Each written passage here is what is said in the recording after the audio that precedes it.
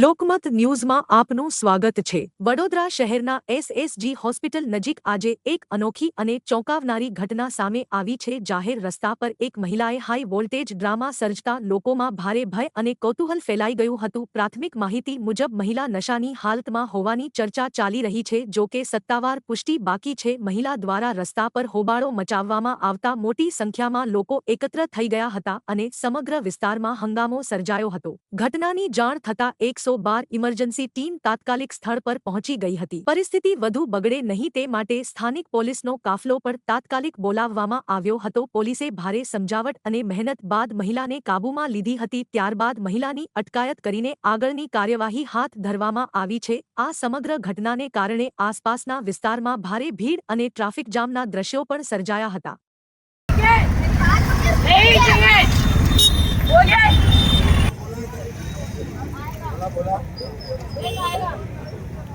योगी भी आएगा, मोदी भी आएगा।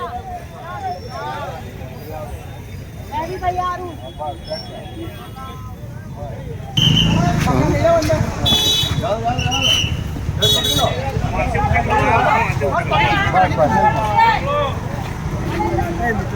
हाँ हाँ,